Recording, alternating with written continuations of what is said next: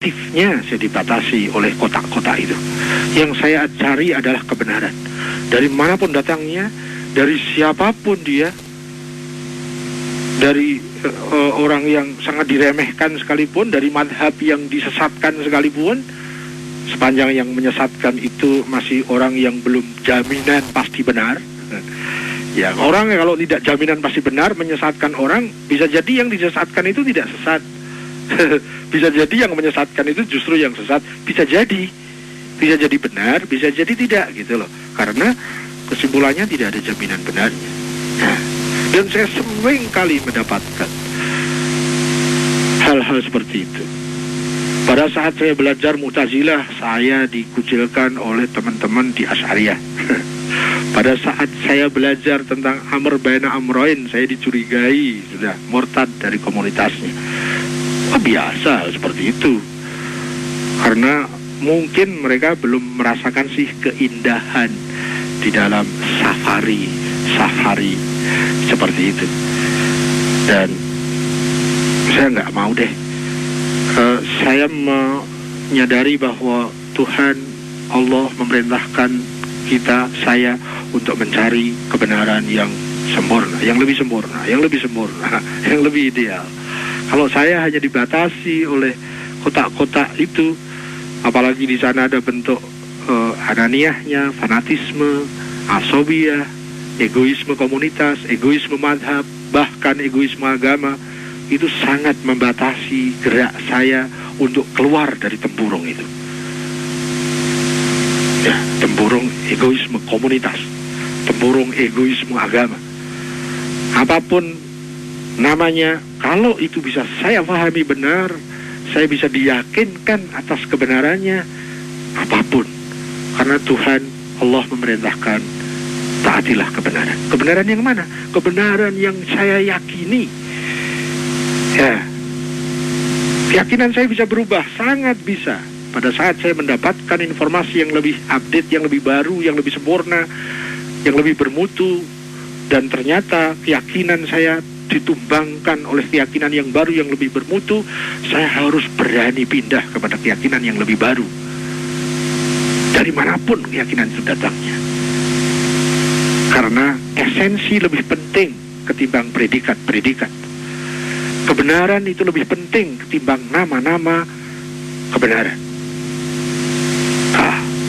Itu antara lain pengaruh. Ya, itu terkait juga dengan banyak hal ya, bukan hanya dari belajar tentang Mu'tazilah, tidak. Dan singkat cerita, hingga detik ini saya lebih banyak dipengaruhi oleh bentuk sistem pemikiran yang ketiga, ya, yaitu Amr baina Amroin, yang menjelaskan di sana bahwa kita ini ada bentuk keterpaksaannya, tapi juga sekaligus ada bentuk kebebasannya, tanpa mengurangi pemahaman kita terhadap ma'rifah kepada Allah, tanpa mengurangi kesempurnaan Allah. Ya, dari madhab pemikiran Amr baina Amroin itu, yang saya yakin itu belum termasyarakatkan di masyarakat kita, karena maksudnya masyarakat kita itu masyarakat yang sempat saya berinteraksi ya. Ya, saya pernah berinteraksi terkait masalah ini itu ya dari Denpasar hingga Bandung, Bogor, Jakarta, beberapa di luar Jawa. Tapi rasa-rasanya memang kalimat nama dari simbol ini saja masih jarang didengar di masyarakat, yaitu tentang Amr baina Amroin. Kalau tentang Qadiriyah atau Jabariyah, Mu'tazilah, itu kayaknya buku-bukunya juga sudah banyak pada kenal, apalagi orang seperti Mbak Umi ya, yang mahasiswi kalau saya tidak salah. Informasinya belum update Mbak, maaf ya. Mau menilai juga dia akhirnya. Ya kalau sekarang sudah lulus ya berarti mantan mahasiswi deh. Itu kira-kira. Dan saya sudah menghabiskan waktu banyak, tapi ini penting paling tidak menurut saya ini penting untuk dibagi pengalamannya, dibagi aroma fenomena-fenomenanya gitu ya. Mudah-mudahan ada manfaatnya. Tapi seandainya tidak ada manfaatnya juga nggak apa-apa. Mau diambil monggo, tidak diambil juga monggo. Itu bagian dari kemerdekaan Anda gitu ya. Saya juga punya kemerdekaan untuk berbuat yang bisa sebisa mungkin mendatangkan manfaat ya. Tetapi apakah hasilnya pasti mendatangkan manfaat? Wah, tidak tahu. Itu banyak sekali nanti sebab-sebab yang mempengaruhinya. Jadi kita ke orientasi ikhtiar saja, apapun hasilnya. Jadi tidak orientasi hasil. Ya, kita sharing ya. Mau diambil monggo, tidak diambil juga nggak ada masalah. Toh itu tanggung jawabnya tidak pada kita, tapi tidak pada saya, pada Anda. Saya punya kewajiban untuk bagaimana sharing ini sebaik-baiknya. Nah, Anda, monggo. Anda mau bersikap sebaik-baiknya atau tidak seperti itu, itu kan akibat logisnya juga ada pada Anda, bukan ada pada saya, toh. Ya, yang akibat logis yang harus saya terima adalah hal-hal yang sebab-sebabnya sudah saya ambil. Saya harus tanggung jawab terhadap akibat logisnya, itu. Kurang lebih begitu. Mudah-mudahan, ya, mudah-mudahan. Apapun yang terjadi tidak ada masalah. Saya mundur dulu, Bos. Ya, baik, Wo. Mau break dulu? Ikut aja. Apa kita mau lanjut terus? Karena tadi sempat kepotong kurang lebih 30 menit. Boleh, saya ikut aja deh. Oke, kita lanjut terus ya, Wo ya. Karena di sini telepon juga kayaknya sudah mulai masuk. Boleh. Oke, Anda bisa kita kirimkan atau langsung telepon aja deh 398 35 900. Kita terima telepon berikutnya. Assalamualaikum. Halo, assalamualaikum. Ya, halo, assalamualaikum.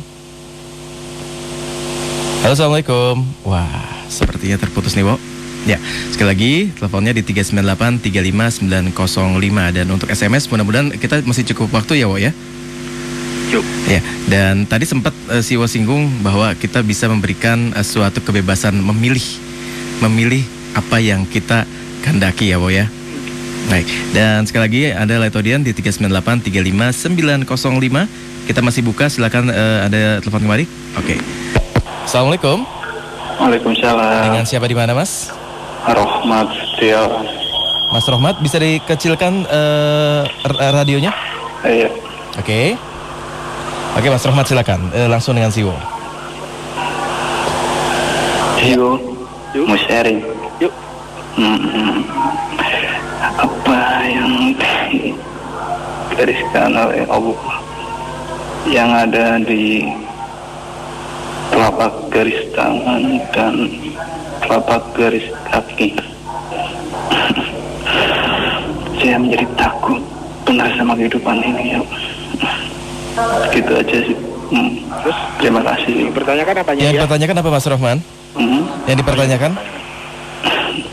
Ya, tentang kepercayaan dalam agama ini, kehidupan ini. Mungkin maaf Mas Rohman, konkretnya? Belum jelas. Belum jelas. Ya. Ya, setiap insan itu kan ada kodrat dan takdirnya. Ya, tadi waktu pertama itu. Ya, tolong jelaskan ya. Sering Siwo. Oke, baik Mas. Antara garis tangan dan telapak kaki itu. Oke, Mas Terima Rohman. kasih. Terima kasih. Waalaikumsalam. Siwo mungkin sudah mendapat gambaran tentang Belum. pertanyaan? Belum. Di sini Mas Rohman bertanyakan tentang garis tangan dan garis kaki, tentang kodrat yang sudah digariskan Allah pada manusia, Bu. Tentang garis tangan dan Garis kaki, ini saya juga baru dengar. Garis nih, Bu. kaki. Iya, Bu.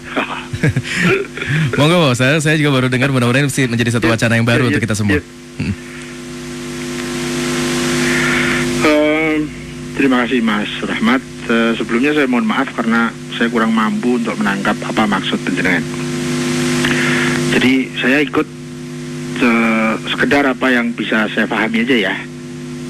Jadi sebelumnya mohon maaf. Yang apakah yang dimaksud dengan garis tangan? Tadi ditambahi sama Mas Mike, ini ada garis kaki.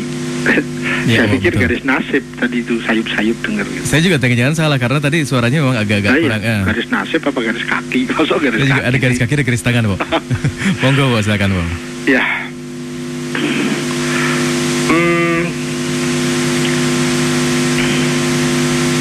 Sebelum itu saya ingin cerita lagi saja ya. Iya deh, cerita aja deh.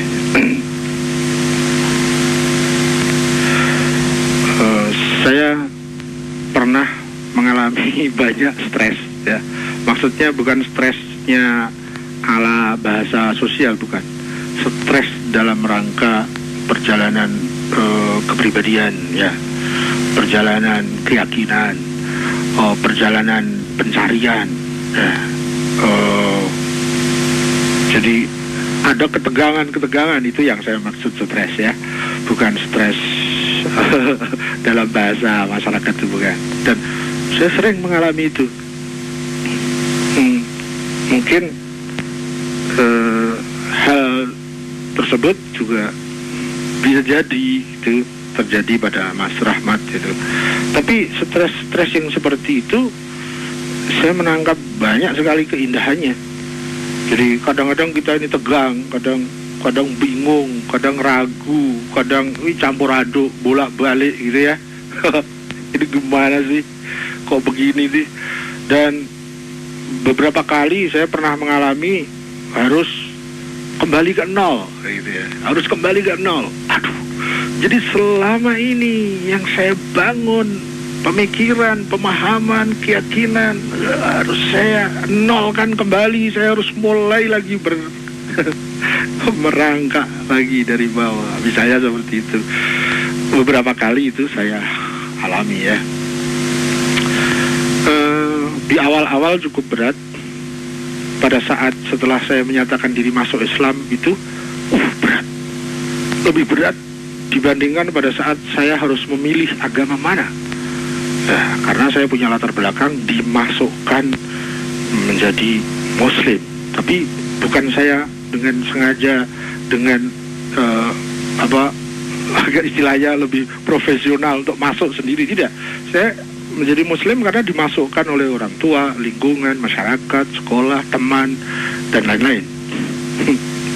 Baru kemudian, iya ini siapa yang menghendaki saya jadi Muslim? Ternyata bukan saya sendiri, ternyata lingkungan saya. Setelah saya masuk, di situ ada stres baru yang lebih tinggi dibandingkan pertanyaan kenapa saya Muslim. Ya. Karena ternyata setelah saya masuk Islam, saya serius. Masuk Islam bukan main-main gitu ya. Maksudnya itu berdasarkan komparasi, berdasarkan pertimbangan, berdasarkan argumentasi dan seterusnya. Setelah masuk tambah stres. Kenapa? Islam sebegitu banyak macamnya yang harus saya pelajari. Ada Islam A, Islam B, Islam C, Islam Z. Mana yang harus saya ikuti? Saya malah jadi bingung. Jadi kadang-kadang tegang gitu ya. Bagaimana kalau problem ini saya masih di dalamnya dan waktu saya habis misalnya. Ya, misalnya seperti itu. Lama itu berjalan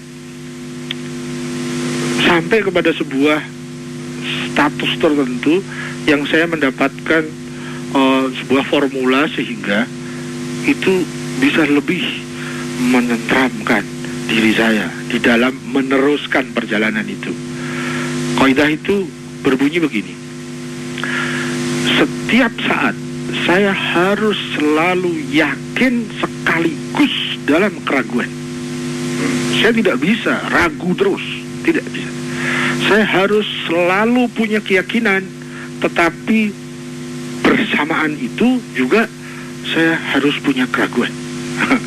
Kontradiktif kan? Oh enggak, kalau dikomentari nanti enggak kontradiktif. Yaitu begini, bahwa setiap saat saya harus punya keyakinan. Keyakinan yang mana? Keyakinan yang berdasarkan pemahaman-pemahaman, hujah-hujah, ilah-ilah, argumentasi-argumentasi yang sudah saya pahami dan saya simpulkan menurut pandangan pemahaman saya itu benar dan saya yakini inilah yang benar. Tetapi harus memberikan ruang meragukan keyakinan saya ini bahwa ada keyakinan yang lebih tinggi, ada kebenaran yang lebih tinggi yang sekarang saya belum tahu.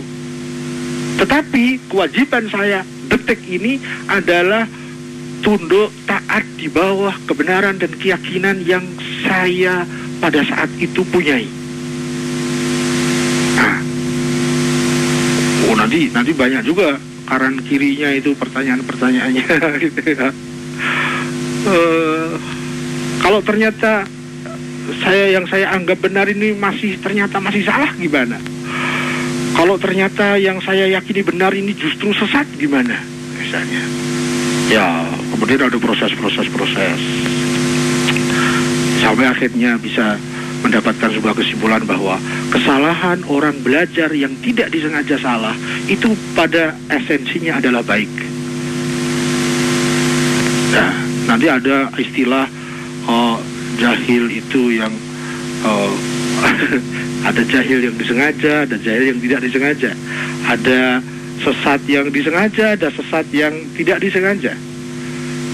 Ya, tetapi kemudian nanti ditumpangi lagi dengan formula baru, yaitu kita ini diwajibkan untuk berikhtiar sebaik-baiknya, tapi tidak diukur dari hasil-hasilnya. Nah, yang sering kita sharingkan di sini bahwa saya lama sekali terjebak kepada orientasi hasil, bukan orientasi ikhtiar. Orientasinya orientasi produk, bukan orientasi proses. Pada saat saya merubah pola dan cara berpikir saya, menjadi jauh lebih indah kehidupan ini, meskipun tetap dengan segala problema perjalanan, pencarian, perkembangan, tetapi tetap di dalam keindahan, karena tak lagi terjebak kepada apa yang terjadi dan apa yang bisa saya hasilkan. Tidak, tetapi apa yang saya ikhtiarkan. Ya, saya dinilai oleh ikhtiar saya, bukan oleh hasil-hasilnya. Sayangnya saya terlalu lama dilingkupi, dinaungi oleh iklim orientasi hasil itu. Sehingga kita menilai diri kita dari hasil-hasilnya, bukan dari ikhtiar-ikhtiarnya. Sampai bila perlu kalau sekolah, ya agar nilainya baik, nyontek bila perlu. Yang penting hasilnya baik. Tapi setelah mempunyai kaidah itu, buat apa nyontek, buat apa nilainya baik kalau ikhtiarnya salah. Ya nanti kan bisa beli jasa, joki dan sebagainya.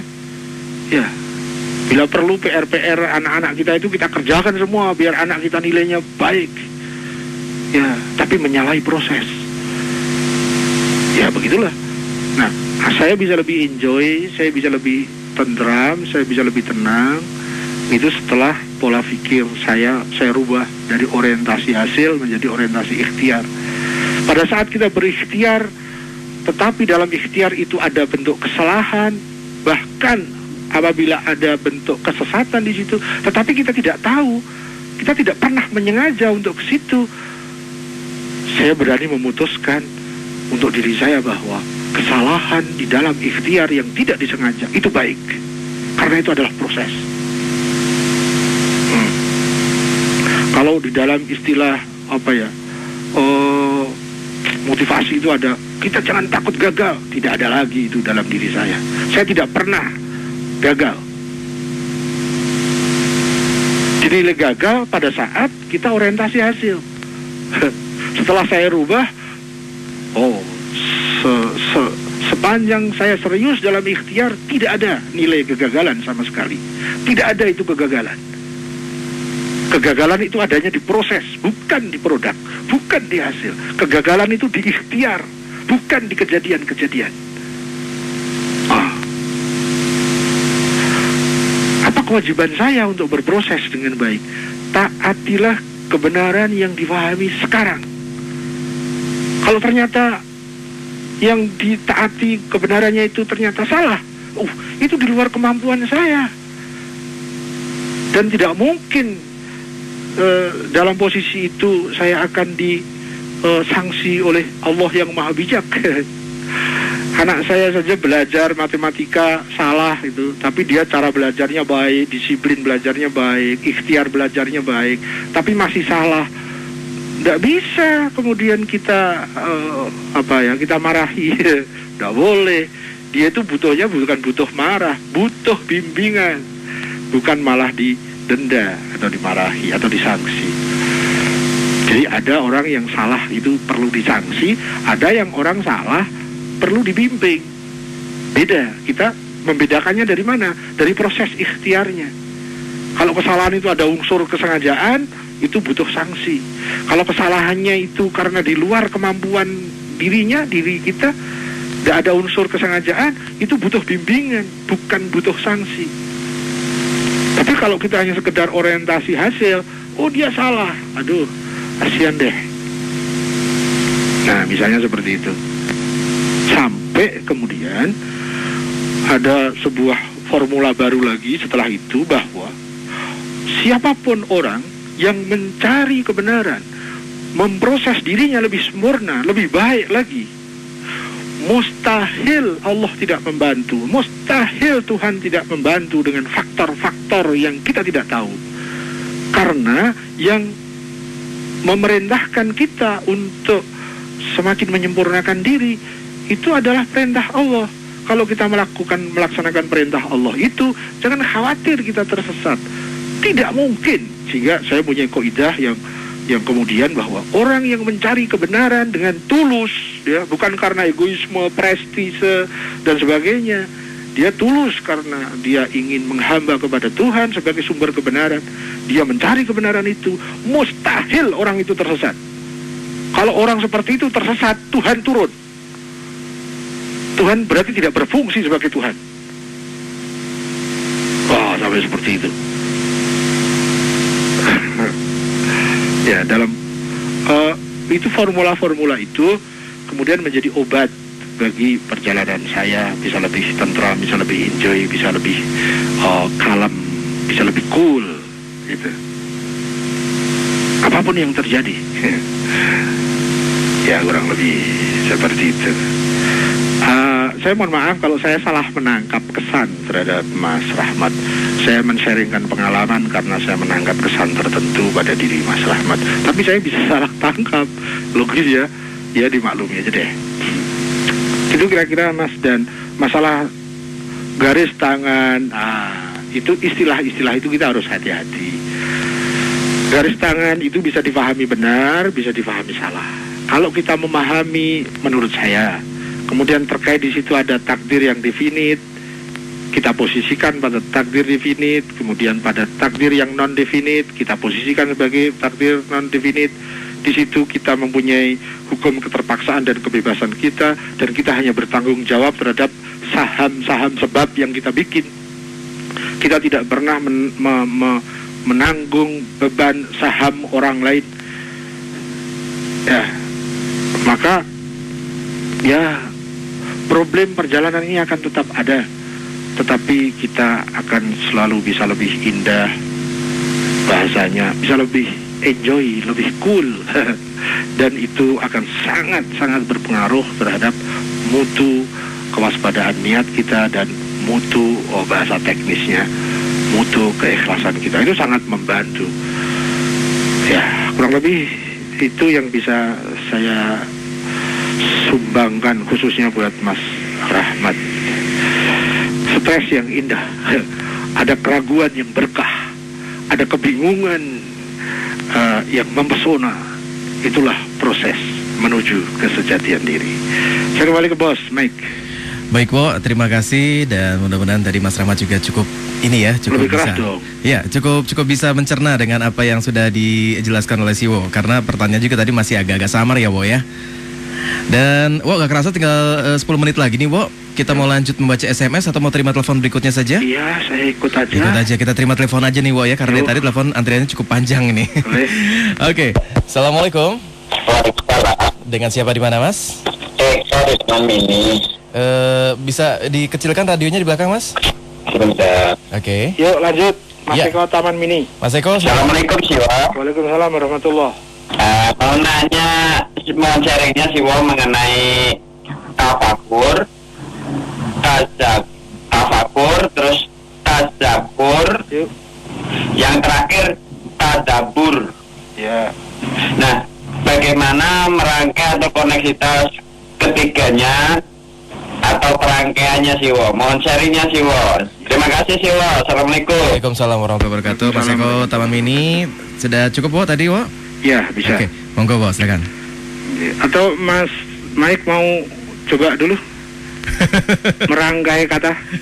Monggo, Siwo yang lebih pas untuk merangkai katanya, Wo. Kalau gitu nanti berproses menuju ke jati diri bersama Mike Merun lagi, Wo. Asik dong. Tukeran kalau gitu, Wo, ya. Masih kau di Taman Mini, terima kasih. Apakah tafakur, tadzakur, dan tadabbur? Bagaimana keterkaitan antara ketiganya? Aduh, harus masuk ke bahasa teknis nih, Mas, kayaknya. Ya, kita coba dengan bahasa yang sederhana, meskipun tidak mengurangi esensinya, sebatas yang tentu sepanjang kefahaman saya. Tafakur dari kata fikir, tadakur dari kata zikir. Nah, kalau tadabbur begini. Nanti ada lagi ya, kalau biasanya di malam Ramadan itu kan sangat dianjurkan untuk tadarus. Awal mula tadarus ya. Saling terkait itu. Tadabbur itu akar katanya adalah ibroh. Tadabbur itu mengambil ibroh. Tadabbur itu mengambil jadi mengambil contoh-contoh yang baik terhadap yang ditadabburi itu. Ya, saya dulukan karena hubungannya tidak spesifik sebagaimana antara tafakur dengan tadzakur. Kalau kita belajar sejarah, nah, kita tambah fokusnya dengan fokus tadabbur. Jangan kita belajar sejarah dalam rangka kita menghafal jalan ceritanya saja. Nah, yaitu biasa disebut pelajaran sejarah. Kita belajar sejarah begitu. Tetapi kalau kita tambah powernya dengan tadabbur, kita ambil mana yang harus saya contoh dan mana yang harus saya buang sebagai tidak boleh saya contoh. Nah, misalnya seperti itu. Ada sebuah kisah, ada seseorang yang bernama Muhammad yang diberi gelar Nabi dan Rasul. Pernah ada kisah dalam sebuah fragmen episode hayatnya, beliau pernah diludahi mukanya oleh orang yang ingin diselamatkan dunia dan akhiratnya. Anehnya, sang manusia terpuji ini dengan segala kebijakan dan ngemongnya, tetapi orang yang diemong dan ingin diselamatkannya justru meludahi mukanya. Tetapi sang Muhammad ini menerima perlakuan itu dengan tersenyum. Oh, ini ada sebuah kisah di dalam sejarah. Ya, kalau sepanjang kita tahu kisah itu, kemudian tidak kita tadabburi, ya kita tidak akan mendapatkan apa-apa kecuali memahami kisahnya. Tapi coba kalau kita tadabburi, kalau seandainya saya seorang bapak atau saya seorang ibu yang dengan sebegitu mengeluarkan energi, mengeluarkan kasih sayangnya untuk anaknya demi kebaikan anaknya sepanjang kemampuan orang tua itu, tapi entah pengaruh dari mana tiba-tiba anak itu melempar sandal ke kita. Bayangkan, baru anak dikasih tahu membantah saja, kalau kita tidak hati-hati kita sakit hati kita. Kau tidak mampu mendudukkan dirimu, wahai anakku. Seberapa lama, seberapa besar ibumu itu memikirkan kebaikanmu, tetapi engkau karena dengan segala kekerdilan ilmumu, engkau berbuat begitu kepada ibumu? Misalnya seperti itu ya. Sakit hati kalau kita tidak hati-hati mengatur diri.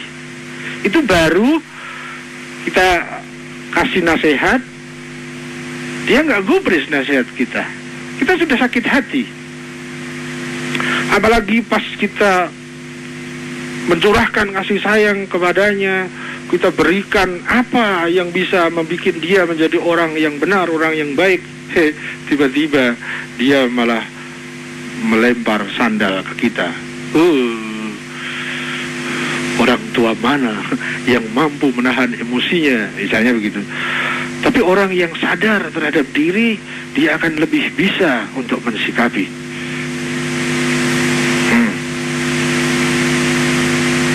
Itu baru dilempar sandal. Kalau tiba-tiba anak yang sedang kita nasihati itu, dia malah mempelototi di depan wajah kita. Ini anak durhaka. Ya. Padahal bisa jadi nasihat kita belum tentu benar. Kita saja memahami benar karena melihat perspektif anak dari perspektif subjektivitas kita sendiri sebagai orang tua. Kita tidak tepos liro, kita tidak menepake diri terhadap dia. Seandainya saya jadi dia, apakah nasihat saya seperti ini pas untuk dia? Orang tua yang egois hanya melihat dari perspektif dirinya saja, tidak melihat dari perspektif bagaimana kalau dia jadi dia sebagai anak.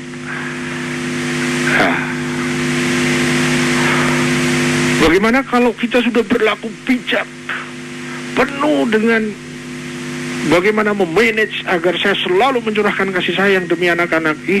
Tiba-tiba anak yang kita kasihi, kita nasihati baik-baik, dia marah, kemudian dia menampar pipi kita sebagai bapak atau ibunya. Apa yang terjadi kira-kira?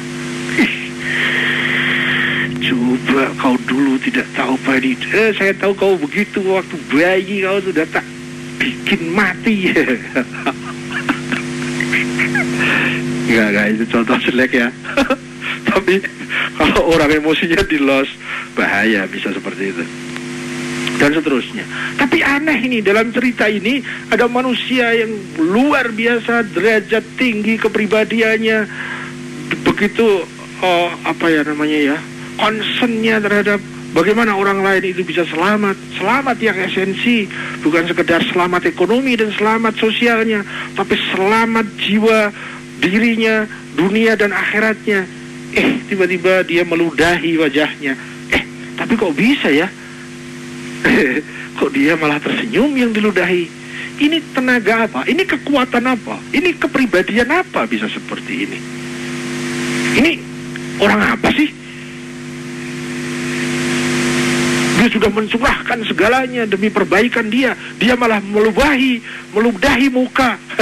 Coba kalau ada seorang ustadz, dia sedang memberikan nasihat-nasihat, kemudian kita maju, kita ludahi mukanya. Apa kira-kira yang terjadi? Tapi ada sebuah contoh di dalam kisah sejarah.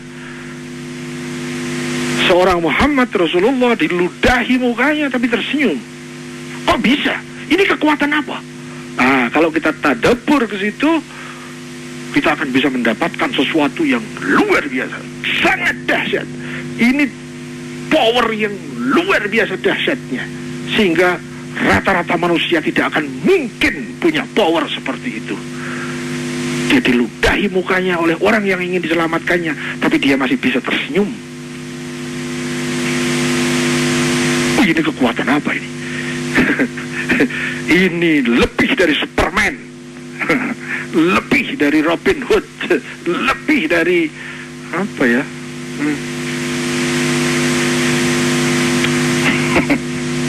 Ya, ini ada background yang luar biasa, yaitu background yang maha pengasih dan penyayang. Tapi kalau kita tidak tadaburi, ya kita cuma tahu aja cerita itu. Selesai. Ceritanya begini loh, saya udah baca cerita itu, saya hafal cerita itu, tapi tidak pernah mampu mengambil esensi kenapa kisah itu terjadi dan kemudian diteladani. Ya, kira-kira seperti itu terkait dengan tadabbur. Tadabbur, ya. Nah, sekarang saya mau berpindah ke masalah tafakkur dan tadzakur. Tafakur itu menggunakan sarana, yaitu sarana spiritual kita yang kemudian mekanismenya melalui otak. Nah, itu terkait dengan berpikir. Orang yang berpikir dengan kaidah-kaidah tertentu, dengan tujuan-tujuan tertentu, dengan metode dan cara-cara tertentu, dia disebut dengan tafakur. Nah, apakah setiap berpikir tafakur? Bukan. Berpikir itu macam-macam, bisa berpikir baik, bisa berpikir buruk, bisa berpikir ngawur, bisa berpikir sembarang, bisa berpikir tertib. Nah, tafakur itu berpikir tetapi mempunyai syarat-syarat dan rukun-rukun tertentunya. Tujuannya, niatnya, metodenya. Nah, itu ada. Sehingga ini disebut tafakur. Jadi tafakur itu berpikir tingkat tertentu yang memenuhi syarat-syaratnya, disebut tafakur. Kalau tadzakur itu basicnya adalah spiritual. Tadzakur basicnya spiritual. Dalam rangka memperjalankan spiritual itu kepada kesempurnaan yang lebih tinggi menuju Tuhan, menuju Allah, dengan sarana-sarana yang bermacam ragam. Tafakur bisa salah satu sarana di dalam tadzakur. Tapi maaf ya, ini bahasa teknis ya, bukan bahasa masyarakat. Kalau bahasa masyarakat kan tadzakur kata zikir. Zikir itu mengucapkan kalimat suci berulang-ulang, gitu kan? Yang mungkin identik dengan sesuatu yang disebut wirid. Ya, tapi kalau kita masuk ke bahasa yang teknis, oh kayaknya jauh berbeda mutunya dibandingkan dengan sekedar bahasa yang terlanjur beredar di masyarakat tentang apakah berpikir, apakah tafakur, dan apakah zikir, dan apakah tafakur. Jauh lebih serius. Kan sekarang memang banyak kan istilah-istilah yang tergradasi luar biasa, nilainya turun luar biasa. Apakah iman itu, apakah takwa itu, apakah sabar, apakah istiqomah, apakah munafik, apakah kafir, macam-macam. Itu sekarang gradasinya turun menjadi nilai-nilainya yang terkandung itu menjadi sangat remeh. Sabar misalnya, bahkan berkonotasi beban yang bernegatif sehingga dinyatakan ya sabar tapi sabar ada batasnya. Itu tergantung cara pendefinisiannya. Kalau sabar yang teredar di bahasa masyarakat ya begitu. Tapi kalau sabar kita masuk sebagai bahasa teknis di dalam pelajaran-pelajaran keagamaan, pelajaran-pelajaran ketuhanan, itu sabar itu keindahan yang luar biasa. Bahkan orang tidak akan sampai kepada keindahan itu tanpa bentuk kesabaran, dan kesabaran itu bersama dengan nilai-nilai ketuhanan. Sabar itu bersama Tuhan sehingga tidak pernah ada batasnya. Misalnya seperti itu. Nah, dalam bahasa teknis yang saya pahami, tafakur itu kita lihat sebagai objek esensinya. Tafakur itu ada dua hal yang dipermasalahkan di situ dalam tafakur. Kalau kita mau melihat objeknya, jadi esensi yang ada di dalam tafakur itu ada dua hal, yaitu satu, mencari tujuan hidup, yang kedua, mencari jalan yang menyampaikan kepada tujuan itu. Dua hal ini manakala dipandu dengan syarat-syarat tadi, tujuannya benar, niatnya benar, cara dan metodenya benar, dalam rangka mencari tujuan hidup dan mencari jalan yang merentangkan dirinya ke arah tujuan itu. Nah, di situ ada tafakur. Tafakur lebih cenderung bentuk-bentuk konseptual, rasional, logika, filosofis, gitu. Tafakur. Bukan berpikir sembarang, pasti bukan. Ini berpikir tertib dan tingkat-tingkat tertentu. Kalau saya tidak ingin bilang ini berpikir tingkat tinggi, gitu ya. Tafakur. Kemudian Kalau tadzakur itu kelanjutan dari tafakur itu. Tadzakur adalah kita dengan menggunakan spiritual kita, dengan menggunakan sarana-sarana yang bisa dipakai untuk berjalan di atas jalan yang sudah ditemukan itu menuju tujuannya. Di dalam tafakur, yang saya tangkap esensi pelajaran yang saya dapatkan dari agama-agama, khususnya agama Islam, tafakur adalah kita memperjelas tujuan hidup kita, yaitu yang maha segalanya, sumber kesuksesan, sumber kebahagiaan, sumber keindahan, sumber masa depan, yaitu Tuhan. Yang lain-lain jangan dituju, yang dituju ini saja. Itu proses untuk mencari tujuan hidup. Kalau kita menuju yang lain-lain, itu masih remeh, itu masih belum mencakup semuanya. Tapi kalau kita menuju yang ini, semuanya akan katut, semua akan terikut, semuanya akan tercover. Kalau tujuannya itu, nah, itu salah satu esensi di dalam tafakur. Kalau kita sudah punya tujuan, yaitu Tuhan, bahwa seluruh kehidupan ini adalah penghambaan kepada Tuhan, politik, ekonomi, sosial, budaya, keluarga, pribadi, sosial, seluruhnya adalah aplikasi penghambaan kepada Tuhan. Bukan untuk gengsi, harga diri, duniawi, prestise, dan lain-lain. Tapi masih perlukah tafakur? Oh ya, masih. Apa? Untuk mempertajam pemahaman kita, keyakinan kita, perhatian kita, dan fokus kita kepada tujuan itu. Sehingga makrifah kita terhadap Tuhan lebih tinggi, sehingga kita lebih mendambakan tujuan itu sebagai sentral gravitasi kehidupan seseorang. Nah, kalau tujuannya semakin jelas, tenaga yang dihasilkan, power, semangat, enjoy, cool, juga akan semakin dahsyat. Nah, jalan mana yang bisa ke arah situ? Itu juga bagian esensi dari tafakur. Jalan mana yang bisa menyampaikan saya ke arah tujuan itu? Yang seluruh kesuksesan hidup saya bergantung kepadanya. Bukan bergantung kepada selainnya. Selainnya hanya berfungsi sebagai pendukung dan sarana pada saat didudukkan secara relevan dan proporsional. Ya. Tapi pada saat kita salah tujuan, seberapapun sarana yang diberikan kepada kita, tidak akan menjadi strategis dan efektif. Bisa jadi malah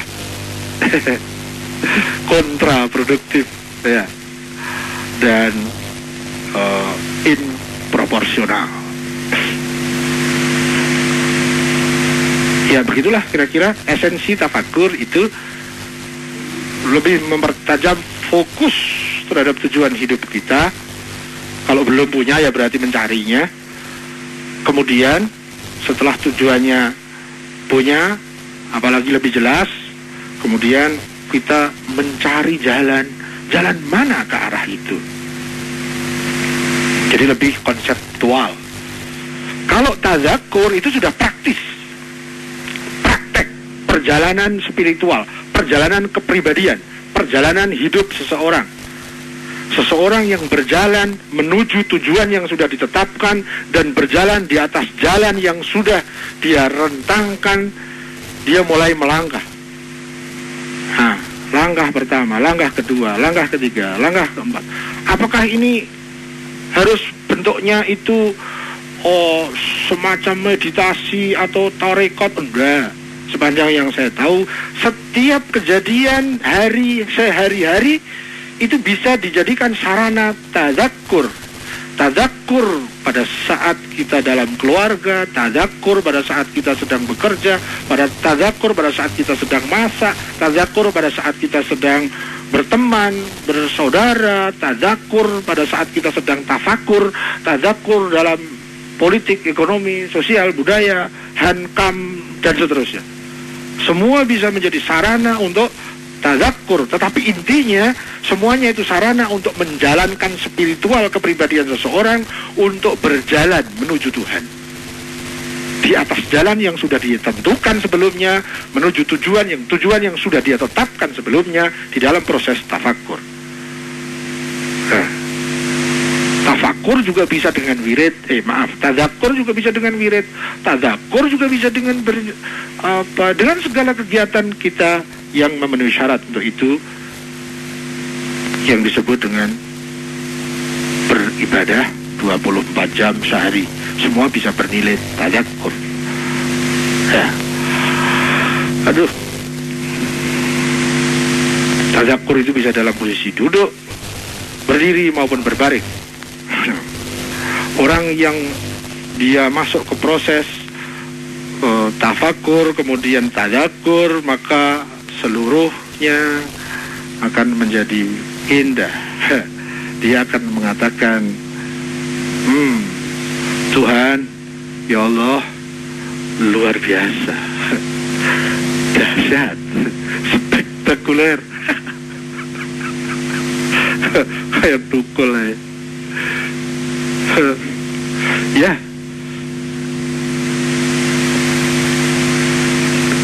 kalau seseorang itu berada di atas jalan tafakur dan tazakkur,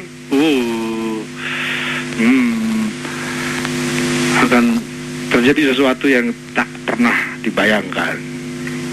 Itu ya kira-kira tentang keterkaitannya. Kalau tafakur dengan tazakkur kan jelas sekali itu. Nah, terus tadabbur kita masukkan di mana? Monggo cari aja sendiri. Karena tadabbur adalah salah satu sarana dalam kita dalam rangka tafakur, bisa dalam rangka tazakkur juga bisa. Gitu yang bisa saya sharingkan malam ini, dan saya mohon maaf waktunya ngelantur. Bos, ya marah aja Bos. Wah, nggak apa-apa, Bo. 15 menit. Kali-kali marah lah. Nggak apa-apa, Bo. Marah kan nggak boleh, Bo. Ya? Marah kalau berlebihan tidak boleh. Oke, Bo. Yuk. Ya, terima kasih banyak untuk Anda yang sudah mengirimkan SMS di 081880101058. Saya pamit aja ya. Monggo, Bo. Ini saya juga mohon maaf untuk yang sudah mengirimkan SMS, kita tidak bisa jawab karena waktunya sempit sekali, Kepada Bo, ya. seluruh teman-teman Light Audience beserta seluruh keluarga dan staf dari Light FM, saya mohon pamit. Terima kasih atas segala partisipasinya dan mohon maaf atas segala kekurangannya. Saya sekedar teman sharing Anda, jangan tergesa diterima, jangan tergesa ditolak. Dan bagi yang berkenan untuk membantu saya merevisi, memperbarui untuk